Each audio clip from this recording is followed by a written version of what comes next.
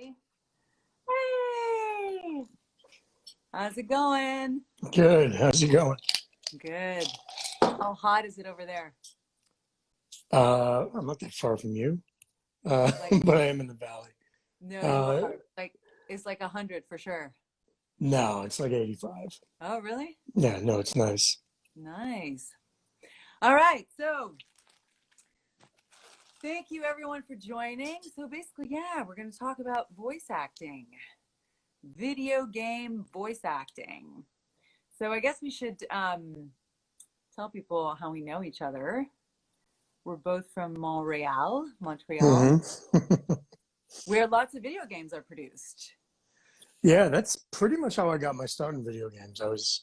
My first video game was actually in Vancouver, Right. uh, That's actually, we met in Montreal, but then we but we hung out reconnected in Vancouver. Yeah, in Vancouver. Yeah. yeah, yeah, yeah. Yeah. Yeah. And that's where we made your demo in my closet. Yes. Remember that I demo? don't. I still had that disc, but it became corrupt, but I could have played your demo today Oh, of that really? era. Yeah, but it's gone. The disc is corrupt. So We just did it in something that we wrote up ourselves, right? I don't I remember if think I. so. And I had Yeah, some yeah, sound effects that I had because I worked in radio and I had a library of sound effects. yeah. And That's then we put it right. together. And yeah, but that demo, like, it actually got you jobs. Or did it It not? got What me, I don't happened know with if it that demo? specifically got me jobs, but it probably got me more interest from my agents in the VO stuff. Right, That's for sure. right. Yeah, yeah. I don't remember if it was like 10, 12 years ago now, more than that. Oh, yeah, It yeah, was yeah, like yeah. 15 No, years but I ago now. mean, like, it just got you kind of like in the door of like, I Oh, for have this sure. demo Yeah, yeah, now. yeah, yeah. And You yeah, always need a demo to anybody's get attention. anybody's attention. Yeah. So Yeah, yeah. we made that demo, and then I got out a little bit more than I think I would have, or at least my agents were able to submit me, or because I was Well, it mostly doing worked on out. camera Whatever stuff. happened, it worked out because you're doing just fine with the video game sector. Um, so yeah, but basically, I mean, before we got to that point, I mean, you went to Dawson College, which is like an amazing theater school in Montreal, Yeah. right? You went to Well, Dawson, yeah, it was a and good theater school. Yeah, yeah, it yeah. was I mean, lots of good people came out of there. Sure. Um, and you did like you're one of those like Shakespeare nuts, right? Yeah, yeah, yeah, yeah. No, I love Shakespeare's the reason I became an actor, really. I always said that when I was a kid, I wanted to be in the movies, but it really only meant that I wanted to be like a Jedi or Yeah, like a yeah, Top Gun pilot or something. I didn't yeah, really know what yeah, that meant. So that's what kind of got my interest in whatever, like, how do I do that? And then when I discovered Shakespeare, I was like, okay, how do I do that? And that's what got me to study theater and acting, all that kind of stuff. That was more interesting to me than just being like like an action star or something, which is what I wanted to yeah, be when I was a yeah, kid. Yeah. yeah. And I guess, what I've noticed a lot, especially here in LA, is a lot of working actors, because LA is just so much more competitive than anywhere else. It's hard to be an actor anywhere. Yeah, yeah, There's no easy market or anything like that. But in LA, you just have so many more people. And what I have noticed is the people that work a lot often will have studied Shakespeare a lot. And it just goes to show how important that kind of training, it's not just acting training, because the thing about being able to work in this industry, in the voice acting industry, I say it's like there's three pillars to it, especially now in 2020. Things were different when we started in the industry. Um, sure. you Yeah. really had to just go to theater school and then be good enough at your school presentation that an agent wanted to sign you on, and then you auditioned, and then some years were good, some years were bad, and eventually hopefully you made your way through the food chain and were able to sustain yourself with acting, right? But nowadays it's still like that, but in 2020 there are really three pillars to voice acting. This is why I wrote the book.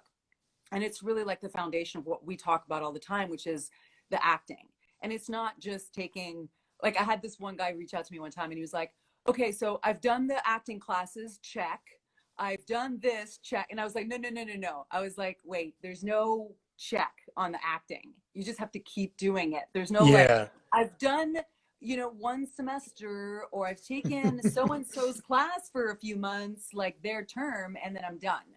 It doesn't really work that way. Yeah, it's not like medical school where you learn the technique and then you're ready to go. Like, It's you got to keep taking classes or keep. What I do is a weird with voice acting or with on camera acting. What I do is I find my favorite actors or characters and I try to emulate. Like I'll literally look up the script of like a voice performance that I really liked, and I'll find the script, or if I have to, I'll transcribe it, and then I'll turn off the movie or game or whatever, and I'll see how I would tackle it, and then I'll watch them. And so I have my own classes, or I'll take classes generally. yeah, But I'm always kind of always working on the craft. Otherwise, you'll get rusty, especially now when you can't go anywhere and everything you're doing is from your house. Yeah. And this will make the difference between those who work and those who don't. And this is also why you see super famous TV actors in LA do Shakespeare. When they don't, it's not about the money. It's not about the glory. It's literally about that workout. So the acting training is, and I'm glad you bring that up, that what you do, because those are all things that people can do to get better, on top of taking, just acting classes.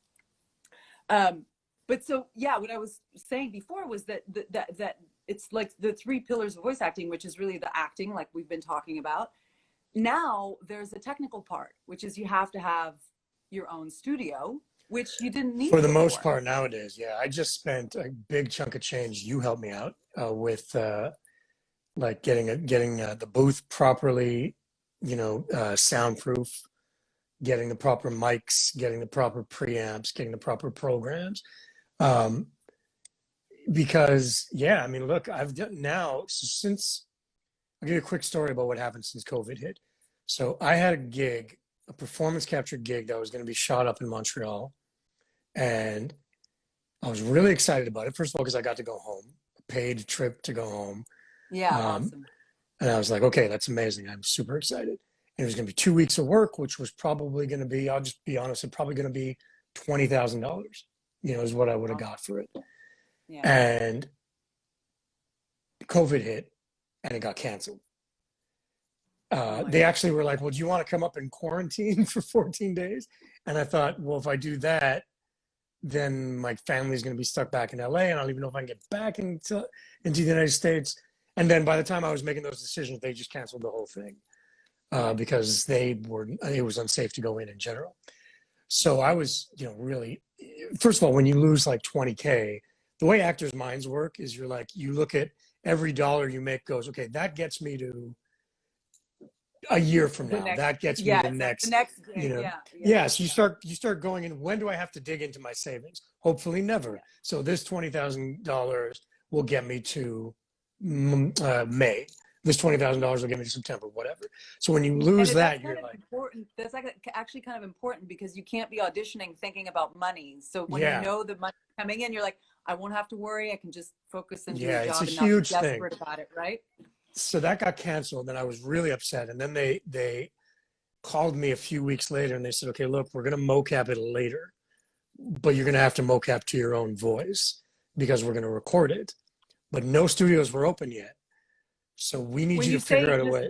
Just backing up so people understand, what do you mean when you say mocapping to your own voice? Well, normally what you like to do as an actor, this gets into a whole thing about performance capture, but what you like to do is go on a stage and do everything at once. So they have a camera on your face, they have a mic on that camera, and they have the dots all over your body, and you do the performance capture.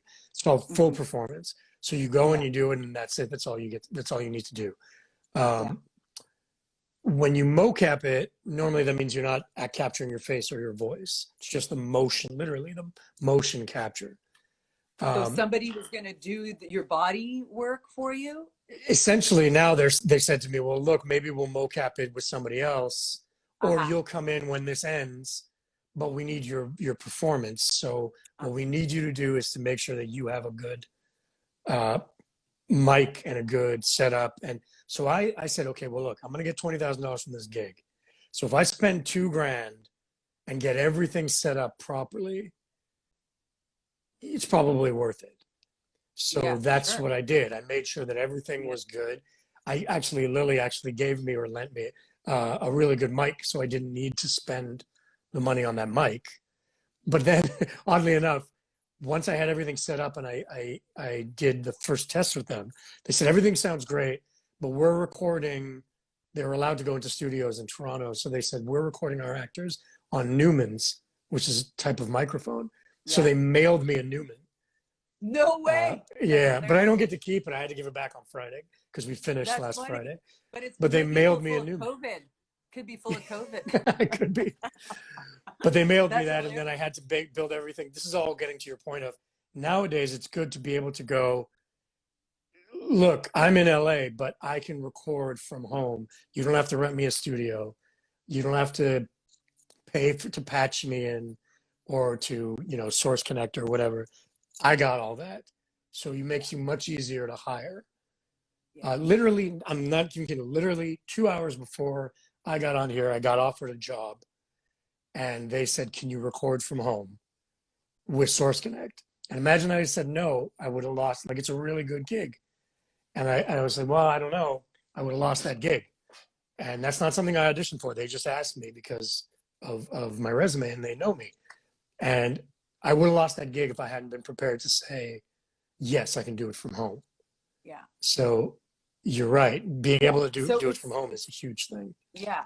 So that's the thing. So in 2020, you need the acting, and then you need the own studio. Even if you're portraying Adam Jansen, which everybody loves, even if you're that guy, you still need a studio. So imagine if you're not that guy, you most definitely need a studio.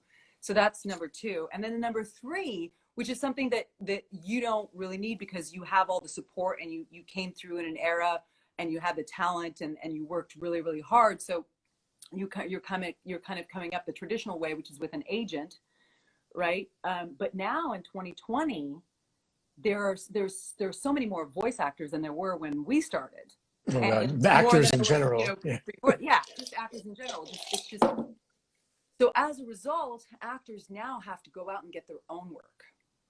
Yeah. And it's but the beauty of that is that there is work online. There is tons of work. You have to know where to look and how to look.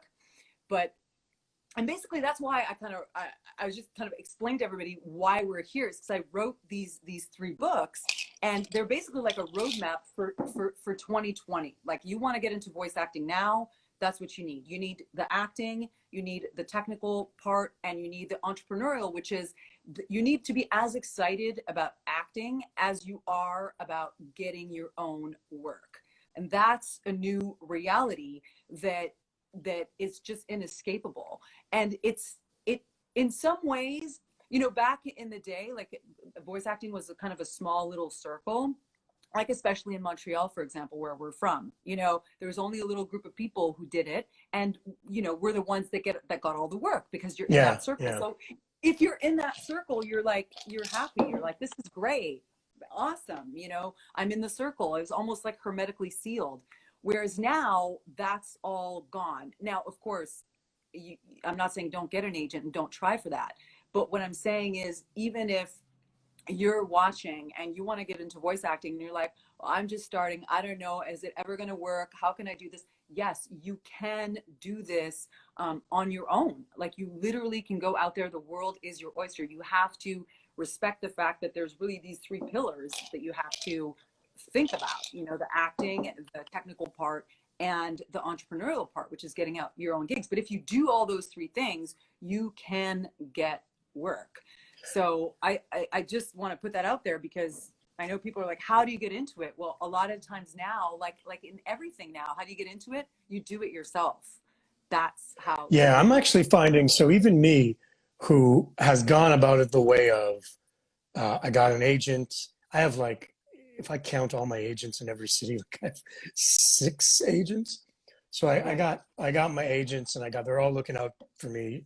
And even now with that, I still hunt jobs on my own, and I'll still get, there's, I'll find somebody who's making a game or an animated series or something that I really love the subject matter of, and I'll find them myself. And hopefully they know me and they'll want to work with me, or hopefully they'll just at least say, okay, send me in a tape, send me an audition, Yeah. or But even something if like they that. don't know you, the fact Yeah, that even you're if they reaching don't. out, if you have the good demos and you have that wherewithal to look for those people and to communicate in a way that says, hey, I love what you're doing and I'm really good at what I do, and can we see, how to make this Yeah. work? That I love that you're saying that, because people don't talk about that, but that's the reality of it.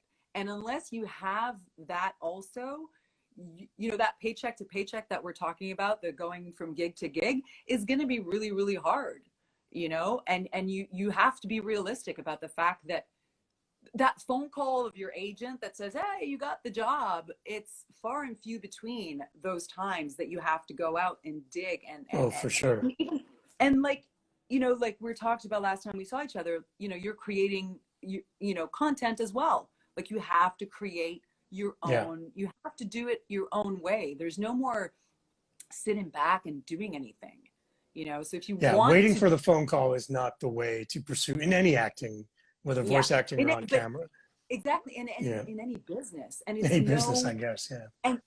and that's what I keep telling people. Like, they look at people like you and they just go, oh wow, that's amazing, but the reality is very different. It's a business Oh, just like sure. any other business. Like, look, And part, sorry, I finished what we were saying. no, go ahead, go ahead. Well, I was just going to say, like, being realistic, um, I can break it down this way. So in my on-camera career, I'll go to 20 auditions and I'll book one, right? So that's 19 times where I don't get the job and I think I'm terrible or ugly or didn't, like, I just don't have what it takes 19 times. And then one Yeah, time I'm like, I'm the greatest actor ever.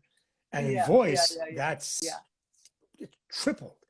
Like, I'll put on, by the end of a month, I'll have done 400 auditions from my own sound booth, just throwing things on tape, and I'll Yeah, book, two. yeah, Sometimes they're massive, yeah, like yeah. Assassin's Creed or Adam Jansen or whatever. Uh, Sometimes they're like one day, like I did The Last of Us Part Two. I did 2 days on that, so 8 hours.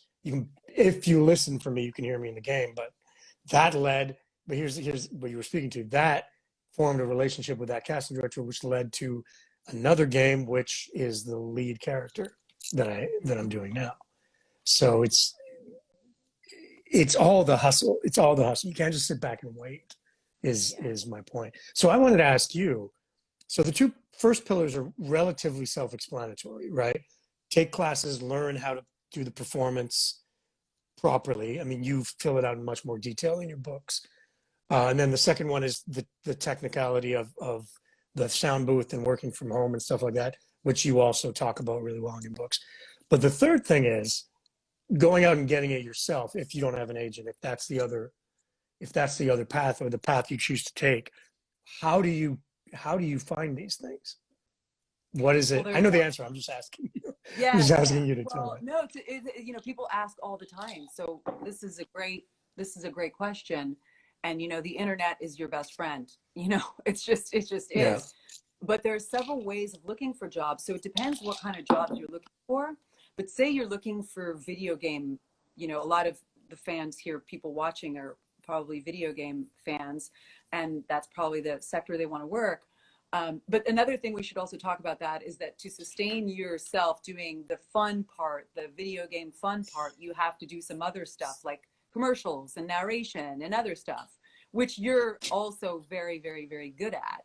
But so you have to kind of make your circle of jobs of what's going to bring you money a lot bigger. You can't just be like, I'm going to be a video game actor and that's all I'm going to do, because Right. that's going to be really, really, really hard. You Yeah. have to be open to doing other things. So that's number one. But let's say you were just looking for video game jobs. So there's pay to play sites, which started in about 2005. And at the beginning of those pay to play sites, pay to plays, you pay a membership And then you basically, people who are looking for voices, they post jobs on there, and it's just like with an agent, except But it's you do it. the Right. buyer, Yeah. the employer, literally just posting the job, and you audition for it. And on sites like Voice 123, for instance, when it started, like in 2005, it was mostly like narration and some commercials. Those sites really started because a lot of radio announcers were already recording a lot of commercials and narration freelance, like a lot of DJ guys. They were recording freelance work. So on the side from their station. So they had the radio station studio, so they could record jobs, and producers Sure. Yeah. would hire them, and all those transactions would go through Craigslist, or people's websites. So these companies came in and were like, hey, there's a market here for these voice. We want to, we're gonna basically be the middleman between the voice and the employer.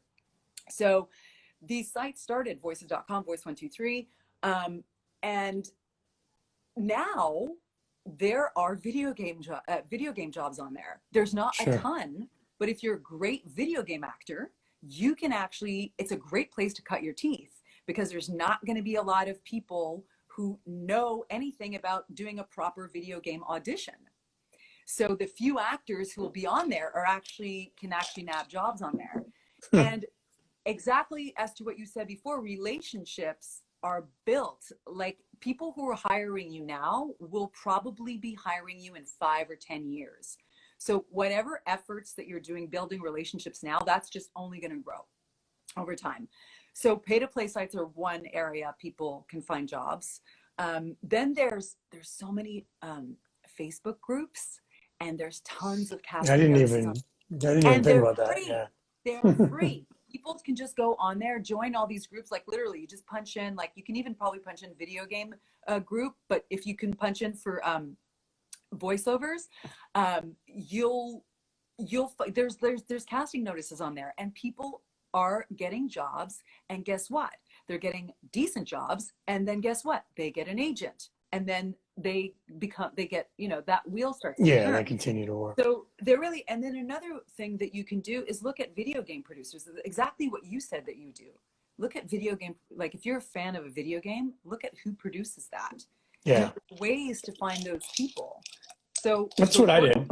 I mean, there's a game called BattleTech, Mech Warrior, because I used to play this game, tabletop game, forever. And then I heard that they were making a BattleTech video game with a story mode. So I found the producer. I just found him. I think I found him on Twitter. It might have been LinkedIn, or I don't even remember really. Right. And I just shot him an email, and I was like, look, I'm a huge fan of this game. Here's my demo. Here's my stuff. And I'd love to be in your game. And, I didn't play the lead or anything, but they're like, oh, this actor who they knew me, I guess. And they said, okay, they wrote me a really great character, and I got to play. I mean, I didn't get paid a huge amount for it, but what you're speaking, that same production company I'm working with again. So exactly. On a much bigger thing. Mm-hmm. So it's, these things happen. That first one where I was like, it's a lot of time for very little money, but that now it's an investment. It's always an investment, and you have to kind of decide, what's worth your time as you grow, as you get up what I call the voice acting food chain. Your time becomes more, you kind of go, okay, where am I putting my time? But when you're starting out, it's like, just say yes to all of it, and chase it, because like I always tell people, like, when I've been 23 years in this business, I still work with the same producers I did 23 years ago. Like, one of my most lucrative gigs is with a producer who hired me when I was 22. Like, he's still, every week I record commercials for him every week. Wow. So what you do now is going to fall, especially if you're professional and you conduct yourself in a professional way, and you that's important too. Yeah. And like, if you show up on time. I don't know if that means anything now, but be in your booth on time and things like that, and be polite and be pleasant. Be a nice person to work with. Like the diva days, those days are over. Nobody cares about, especially now. There's so many people who are really qualified to do the job. You just can't afford to be anything but pleasant, amenable, and professional. And that also means staying on top of your training, because here's another thing too, styles have changed. I don't know, I bet you we would have had a laugh listening to that demo that we made you, not because you're not super talented, but because styles have changed. Oh, sure. Yeah. Like, yeah. right. And you get better as an actor as you work and work and work, and you start realizing, like I saw a question just before that somebody texted, which was like, what is the difference between acting for a video game or acting for a TV show? Right. I saw that question. It actually speaks to what we were saying, is like, well, it depends what you mean. If you mean voice acting, there's no real difference. There's technical differences. There's no real difference from how you approach it as an actor. But I think what the question was referring to was like Lili saying, if you know how to audition for a video game, you'll get a leg up. And that's stuff like knowing what barks are, knowing, it's really frustrating because even with, 12 years of video games that I've done and the following that I have, and most people in the business know me, I'll still get an audition that goes, please include 5 sounds of you getting hit in the stomach, 5 sounds of you getting hit in the face, all the time. Yeah. And I go, so many people already have this, me doing this. Can I just get a CD that I ship to somebody? A CD that shows my age, or a file that I can send to somebody, where it's like, here's all how many times I've been set on fire, how many times I know how to do all that stuff. But that's what we mean by knowing how to audition for a video game. You're going to get things that are video game specific like that, or like, okay, you're running fast, you're running faster. Like they want those type of things, and you have to know how to do that. And for animation VO, you don't really ever have to do that. You have to do it on the job, but to get the job, you don't really ever have to do that. Right. Is there anything, actually, let's talk about that, because is there anything that people should keep in mind when you're doing those? I just had to do one the other day. Like, and I'm like, okay, I'm supposed to die 5 different ways here. Okay. Yeah, not really. It's something you get. Like I got really good at it. For example, is when you say that I got really good at it, what is it that you think makes it so that what is that thing that you're? Well, I mean, we call them onos or efforts, or like I had on Wednesday. I was finishing up a game, and Wednesday was the last day, so we decided we're going to save all the efforts for the last day. So you go through the whole script. You're like, okay, I need this sound. I need this sound. That's what you do in animation too. You go through the whole script. You're like, I need this sound or this sound. And the way we did it, and this is the way I do it most of the time, is, okay, here he gets punched in the face. So give me 3 getting hit in the face. And you have to figure out a way to go like, okay, that's 3 different ones. And then, and like, where did I get hit in the face? They hit in the eye, that hurts different than if I get hit in the mouth. And they hit in the stomach, because that's like a sound. You start adding, you start figuring these type of things out. If you have a good voice director, he or she will help you out as best they can. I'm just looking at you doing that. It's very physical. I mean, you're just getting your whole body. That's a very common thing with voice acting, is they think that you're sitting in front of a mic and you're just doing whatever. But man, I use the whole room if I can. Like if I'm as far as my headphones cord will take me. If I'm like running up to a mic, I'm running up to, like, if my character's running, you can't really run because then it'll pick up your feet and stuff like that. But you get into like the motion of it. This is what I mean. Like your book covers a lot of this stuff. It's like, don't wear clothes that make noise. Yeah. Don't wear jewelry. Don't like things like that. Don't, be careful of pops, there's things you learn as you go along. But if you know it,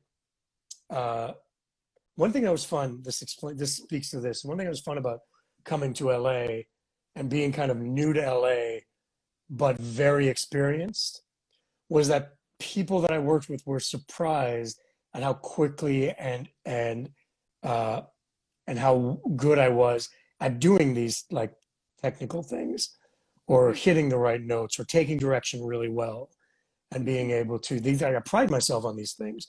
I pride myself on, if I didn't get it on the first take because my imagination, my thoughts on how this line should be read are off base, and the director goes, try it this way, I pride myself on being able to go do exactly what that director just said. And that comes with experience, obviously. But Yeah. it was an interesting thing to come down to LA and be able to do all these things and have people go, "Oh, you get it, you get it." And I want to go, "Well, yeah, look at my resume. I'm gonna get it." But Yeah. then We nobody treat ever it looks. good in Canada. Like, Yeah. it's, you know, yeah. The worst is on camera, though. On camera, I remember. Here's a quick story. I know this isn't a VO thing, but it It's all speaks to good. like No, it's experiences. all about acting. It's all comes Yeah. down to acting. We're screen actors. First, the reason we're in this is because we're actors. It's not the Yeah. voice thing. I think for both of us, it's kind of accidental in a way.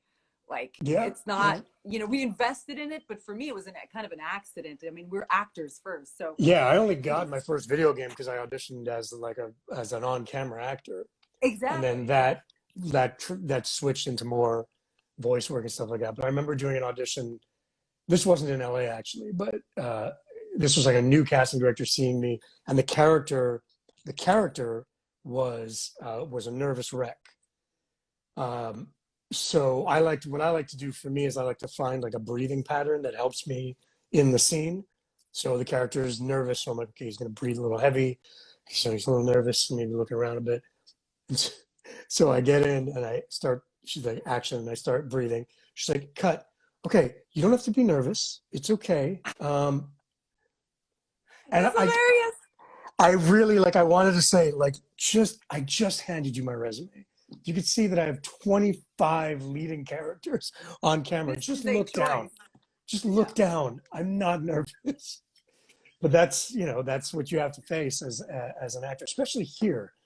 Because in LA, if any of you are in LA, there are so many actors and there are so many casting directors. And every casting director sees 300 actors a day, or in voice, hears 1,000 auditions a week. So this is something actually you can speak to, is like, I don't like saying, well, you have to stand out, because that tends to make actors kind of overact or try something that they should. Yeah, it gets in your head. I like to just say, just do you. And if they hear you and you're right for the role and you're a good actor, you'll get a call back or they'll hire you. What do you think about that? Well, because it is important to stand out, but don't try to stand out. It's like terrible advice. This is so funny because I had this thought this week of something really interesting, and it relates exactly to that, which is being you to 100% is going to get you the most opportunities. Obviously, you with training, you with skills, it amplifies who you are, because then you really get to showcase all these facets of yourself. But I have this kind of philosophy now, because I've had so many instances where, like, I didn't think I was particularly great. Like, I don't know, I was off that day or whatever, or I just thought I could have done better, whatever. And then I got the gig. And this has happened to me many, many times with super lucrative gigs. So one thing that the kind of narrative now that I have is, what's yours is yours. You could have an off day. You could think you're shit. Mm-hmm. You could think all these things. When it's your gig, it's your gig. And that's just it. So what you have to do is just be you. Be you 100%, commit to that. Because if you're trying it, it's like, and it also ties into something else I talk about in the books, which is, you are like your own little niche market. You know, nobody does Elias like Elias does Elias. Like, that gruff that you have, that the way you approach your intelligence, your the way you approach characters, all that is you. And when people cast you, it's because they want that, and that's your niche market. And basically, as an actor, you're kind of exploiting that niche market. Yeah. You're like, this is what I'm selling, and this, if you like it, great. You don't like it, see, like you said, like those 19, out of those 20, those 19, yeah, those 19, they're not your market. Yeah, they're not your client. They're not buying what you're selling. But and the thing is, you don't need 1 million buyers. You don't need 1 million clients. You just literally need a few that believe in you because like we said, those relationships will carry you Yeah. through. Just today, I got a lovely message from somebody on Twitter who is a writer on a game. Obviously, I can't say which one. And she was so sweet. And she said, I tried for 2 years to get them to cast you in this role. Exactly. And she's like, everybody wanted you except the one person who was in charge. They wanted somebody older, she said. But I wanted you to know that we spent 2 years trying to get you, like trying to cast you in this job. We love you. We think you're amazing. And I was like, that's so sweet of you to say. Next time. Yeah. And I'll just go, next time. And next time, that's exactly what will happen. They'll be like, oh, we wanted to cast Elias last time. Let's do it this time. And then I'll get some giant gig out of it. That's probably bigger than the role I would have got exactly in the last one. So, I mean, I say that, but still, when I don't get a job, I'm like, motherfucker. Yeah, of course. You never get, I mean, do you ever really get used to, I mean, I think it's like, I don't think you get used to it. You just get used to dealing with it. Yeah. You just kind of just go, okay, all right, whatever. Yeah. But it still sucks every time, especially if you love the part. Yeah. Which doesn't happen all the time, by the way, right? Like, No. people imagine that you're just going to love every opportunity that comes your way. Like, I was thinking about that the other day. I was like, okay, this script sucks. Like, I hate it. So I'm probably not going to do a great job with it. So I have two choices. Either I go, I don't like it. And I tell my agent, you know what? This is just not for me. Or I'm going to take the opportunity as a training exercise and be like, I'm going to make this mine. How would I do this? You try to make it as good as you can. Yeah. Trust me, I've done a lot of bad television. I know what you mean. Yeah. The only thing that sucks about it is when you really, really like a part, then you get like 3 callbacks and then you don't get it. And then you see it starting to get promoted. You're like, oh, fuck this movie. It sucks. Right. Yeah.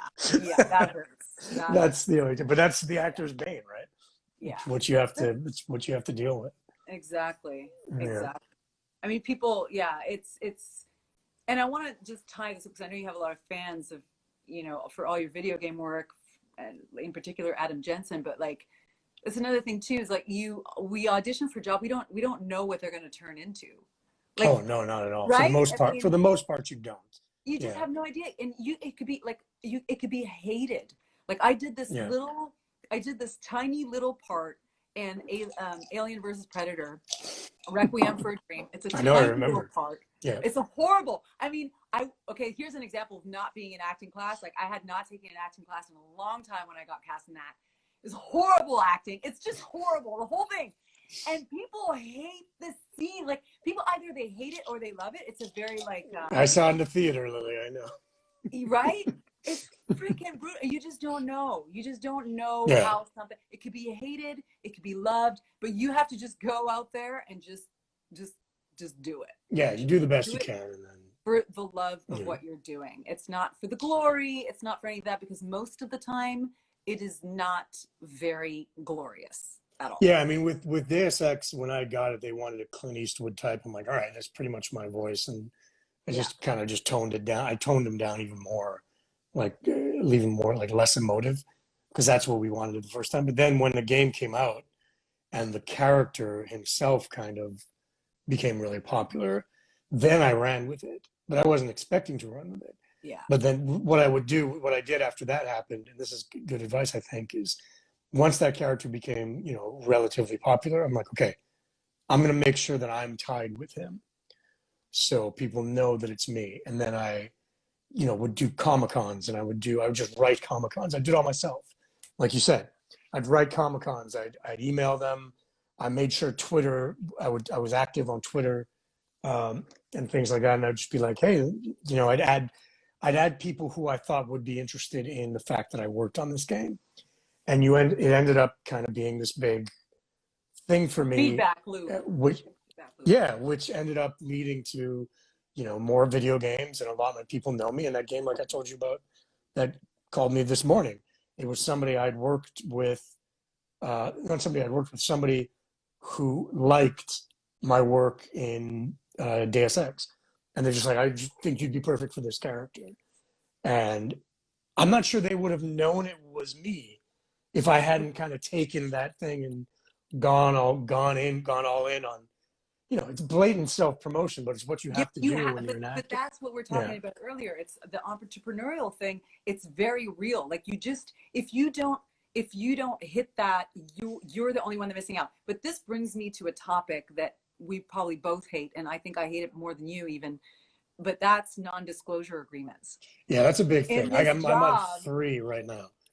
Right? So you can't always show off. Like I work in a sector of the industry, it's super cool. I can't talk about it. I can't say anything about it. And it sucks. Like because we ride our success as often, we ride on those successes, and they're kind of you're only as good as your last gig. So it's a little bit of that business card, right?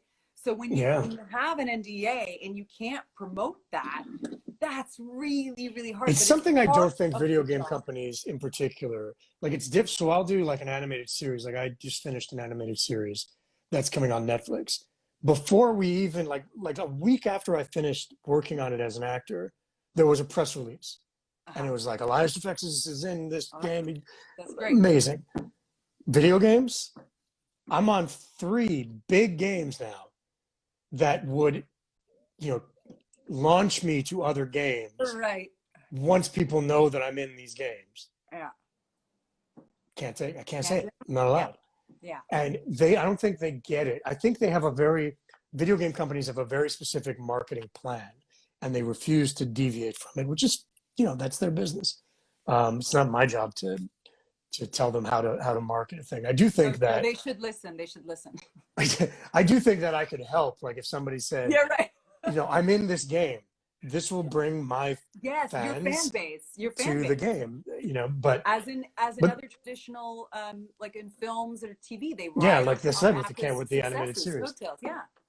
But they look at it and they go, okay, that's great. We'll just do it when we tell you can do it. Oops, sorry about that. Yeah, so that's that's essentially how video game companies work. NDAs are frustrating, but it is what it is. It is what it is. But it just goes to show that you have to. For me, the thing about NDAs is like you just, as much as you're supposed to like ride on your own coattails of your success, you have to have enough confidence in yourself to say, even if that gig doesn't exist right now, I'm still who I am. I still have the experience, and I still am good enough to go out there and promote myself. Yeah. And say, I'm worthy of working on your project. I'm worthy of casting. I'm worthy of, like, you know what I mean? Because sometimes it's frustrating. You're like, if only they knew this, they would, they would. Yeah. Listen. Sometimes you can get around it to a degree. Yeah. If you have a good agent, if you're talking about like booking a gig, you could get, like my agent already, when we go out for a animated series or something, he'll say like he has this and he has this in the works, and he won't say specifics. He'll be like, look, he's going to be the lead in 3 animated series soon. Yeah. So something like that. But that's if you get an agent. Yeah, it's a way to kind of circumvent the NDA stuff, but you can't talk specifics, and it would really help. Yeah. But like I said, in TV and animation, and not anime, but animation, they expect you to promote, like Mark just said. Somebody just said there, Mark Anthony just said it. Yeah. It's like they require you to go out and talk about it, which I personally like better, but I think every actor would like that better. Yeah. Well, it certainly helps. It helps, like, it helps to pay more bills. That's true. It gets you more work. Yeah. And then you get them to bring you to Comic-Cons and things like that, where they have to pay you for that. So it's like, great. So you pay me to come promote it and things like that. So it's on that note, did you have to pay your own way to the first Comic-Cons that you did, or how did that work for you? No, I would never have been able to do that. Well, I mean, the first couple ones, I was in Montreal at the time, and so the first couple ones were like the Montreal Comic-Con or the Toronto Comic-Con, and I would just drive there on my own. They wouldn't have to put me up, and they were they were like, oh, if you come and I don't have to pay you, then fine, we'll promote you. But now I'm at the point where I'm like, I don't do it. I'm surprised I'm doing this for free. Like I don't do anything for free. So now it's like, no, you got to fly me there and you got to put me up and you got to pay me a salary. And I personally, some actors don't like that I do this, but I don't like charging for autographs. I'd much rather the Comic-Con pay me. Yeah. And then I just give everything away for free. But some Comic-Cons, they demand it. They're like, we'll pay you, but against what you make on your table. So you have to sell. Yeah. Oh, no. I don't like it. I remember once I was signing an autograph for this nervous little kid, not little, but nervous like teenager. And it was $25 and I was forced to charge him. And so I had somebody next to me like taking the money. That's and awful. What do they do? Like they give you actual cash? Like they have to.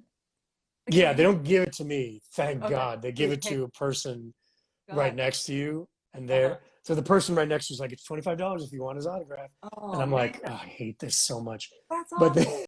so this poor kid came up to me and he was nervous, really excited to meet me. And he's like, oh, Deus Ex is my favorite game ever. I can't wait for Mankind Divided to come out. This is like 5 years ago. And I was like, oh, he's like, is this coming out? I don't remember exactly what time, with the timing of it. But he's like, is this coming out on this system or this system? And I said, oh, I think it's only on the PS4. Yeah, that's what it was. I'm like, it's only on the PS4. It's not on the PS3. And he's like, I have to save up for that. And the first thing I thought was, why did you just give me $25? Like, you could, if I met you in an alley, I'd give it to you for free. Oh, man. So I always feel bad charging for autographs. But then, I'm sitting next to William Shatner, who is charging $75, and everyone's like, blink, blink, blink, blink, blink. So maybe I shouldn't feel so bad charging $25. He deserves it, though, let's be honest. Yes, come on. Okay, well, we don't have a lot of time left, so I want to see if people have questions. I saw Mark was on here. I haven't seen Mark in ages. I saw some of my classmates too. Does anybody have some questions for Elias before we go? Because we don't have a ton of time. So mostly their comments. Right. No, but I saw some questions before, but we were sort of in the middle of it. So we're just hey, the Messiah Complex. How you doing? Wow. Hey, how's it going, Devin? Nice to see you. Awesome. How does one know when they're ready for a demo? That's a really good question. That's a good question. Yeah. Yeah. Ravioli Ruby. I love it. Where do you train or suggest in LA? Okay, so 2 questions. How do you know when you're ready for a demo? It actually ties with the second question, which is when you're training, if you're doing, I hope that after this you take training. And I'm going to say, would you agree with me and say that theater training is like the best training for theater training? And if you don't, and if in lack of that, I would say improv classes and training. Okay, so that's a good point. Yeah. I was going to say improv. If you're not the theater kind of person, you have a lot of comedy bones in you and you just love that spontaneity. I was also going to say, even for commercials. Yeah, it's good to have improv background. It's just improv. Yeah, I would put improv right up there with theater as well. That's a really good point, because people ask me that all the time. So if you're taking you're seriously, and I'm saying at least 6 hours a week. That's what I recommend. Like if you're not doing 6 hours a week for at least 3 years, I call that dabbling. That's what I would say. So if you can do that longer if you want, but until you've done that kind of at least 6 hours, and that includes rehearsal. I'm not saying you have to be in class for 6 hours. Yeah. I was going to say. I'm saying rehearsing, working on scenes, and if you're an improv group, you're practicing your improv. If you're dedicating 6 hours a week, if you can't do 6 hours, you're gonna have to do it for 6 years. Do it 3 hours a week. But what I'm saying is, I hope this is clear, it's gonna be a long time. You're not gonna get this overnight. So yeah, if you're starting out, definitely. What's that rule? Like if you have, once you do 100 hours of something, it's 10,000. Yeah. Oh, 10,000. My God. Which is a lot. You don't need 10,000. I mean, because you will get experience as you start working. You're going to start working, and then you still do training like what you were doing, which is like you just mimic characters and you just do your own characters. You can do your own stuff, but you need a base. So once you have that base, then you want to take what I call VO-centric classes. So for video games, you'd want to study with somebody who teaches video game acting. Yep. And that teacher would tell you then when you're ready for a demo. And this is really important, because if you make a demo before you're ready, you might have a great sounding demo, but it's not going to take you very far, because as soon as you start auditioning, it's going to become very clear that you don't have the acting chops. You're just not on the level. Yeah, it's a good point.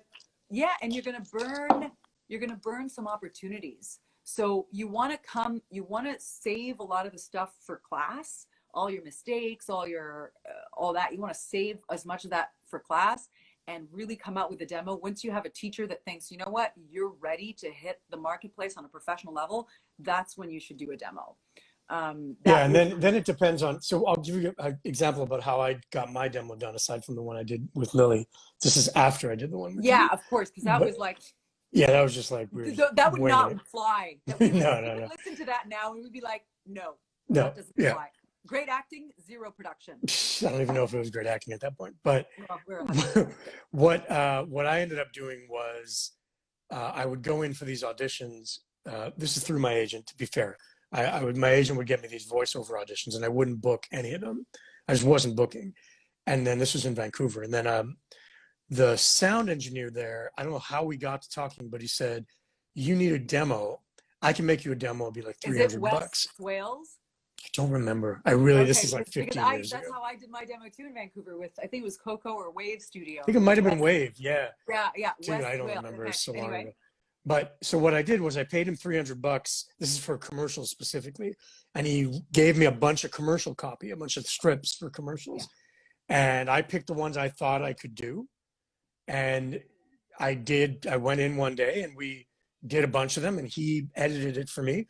I paid him $300 and it sounded good. I think I still I've since edited it with my actual gigs that I got, but I think there are a couple of there that I still use on my demo, because, I haven't done a commercial like that yet, professionally. So just in case I still have it on there. But they're good if the styles don't change. I mean, you usually would redo a demo when styles change, like through my 20s, commercial styles have changed. So the commercials I did when I was in my 20s, they just don't write them like that as much anymore, and they're just different now. They're a lot more conversational. So as long as the style is current, you can keep a demo for many years if your voice doesn't change. Yeah. That's if you're the big Leonard thing. Cohen and you're 20 and then you're 60 is a big difference. So you want to But that's actually a good point. A way to do a demo, to practice demos, is with auditions. And if, like I said before, if you go on pay to play sites or if you join voiceover groups on Facebook, and if you, by the way, those of you who are joining, if you read my books, there's I created a Facebook group for those who have read the book. And it's basically an audition workout group where we're going to all audition the same scripts. And this is really good so that you can understand your own casting, because one of the mistakes that we make when we start out, even acting, is that we think we can play anything. And though you might be able to, you're really going to excel and stand out in certain roles. And when you start, you find your niche for sure. You find your niche, and that's really what's going to help your career kind of go up the ladder, because you're gonna start kind of strong. So anyway, in that group, if you read the book, which is available, by the way, if you go to the getcleverabout.com website, the ebooks are all there. They're super affordable. And they're just going to give you a really good idea of what to expect in the business. But the point is, if you read the books, you can join the voiceover group that I've created, which is private just for members. We all read audition copy, and what you can do is what I do a lot is I'll save a lot of my auditions. So I was going to say, them in a folder. Yeah, and make your demo out of that. Video game, video game, commercial, narration, whatever it is I do. And then after a while, when things are slow and I'm not booking or just things are slow, I just go back into those folders and then I listen and I go, oh man, that one sounds really good. And then depending on the level of demo it is, like in my books, I talk about there's 2 levels of demos. There are homebrews, ones that you can do on your own, and there are ones that you want to get done by professionals. Like if you want to get representation, you don't want to make a homebrew. You want it to be professional, because like you said before, agents and casting directors, they hear thousands of amazing auditions every week. They work with celebrities, with super heavy hitters, people like you who send auditions, so they hear really good stuff. So you can't come in with your subpar thing, because they're just going to be like, that's an image. That's image. They have professional ears, so you have to impress them. So, but the point is, if you keep all your auditions and then you have a coach, or then they'll tell you like, this one is good, this one is not good, and you can get it produced professionally for when you want to reach out to agents. It's all stuff I talk about in the book, by the way. And my email is in there. Yeah, most of this is in the book. Yeah. But Andrea just joined, and she just put a link to all the 3 books on Amazon. She's so sweet. Yay! Hi, Andrea. I saw a question about breathing method. Yes. It's an We have like interesting 5 question minutes. because Damn, this it's is too okay. quick. Could keep going, but go ahead. Um, it's an interesting question because I've thought about it only if I'm doing like a commercial or something, then I know, okay, like I got to get all these lines out. So I have to figure out when to breathe in the line so it doesn't sound like I'm breathing in the middle of the line, or take a big enough breath so I have it. But that's only for like selling something. For a performance as a character, I find like my own breathing for the character. Like, what is the character doing? Is he So that's nervous? actually Is he? one thing that you ask yourself, like, how does this character breathe? Yeah, I Wow. legitimately do that. I think I kind of do it unconsciously. Like, I don't Uh-huh. really go like write it down. Yeah, yeah, I yeah. just go like, he's nervous, so he's breathing heavy. I've had times. I remember this is on a camera thing, but I remember on a show called The Expanse, uh, I had this scene where I get like thrown down, and I have this conversation with a bunch of people, and the director's like, "There's something you're doing that I'm not liking. Your acting is good. What am I?" And then we went back and watched and watched. He's like, "You're breathing. Why are you breathing so heavy?" And I said, "Oh, because I was just beat up in the last scene, and I get dragged into this thing and thrown on the floor. So I had it in my head that, I'm still kind of out of breath from that fight." Yeah. And I was sitting there breathing, and he's like, "I get it, but don't do it." And Sometimes it doesn't work. Yeah. sometimes it doesn't work. Yeah. But that just proves what I'm trying to say is I didn't even think about that. I didn't actively think about it. My brain went to, well, what was this character just doing? So maybe I should be breathing differently. Yeah. And so that happens when I do any sort of character work, whether it's on camera or VO.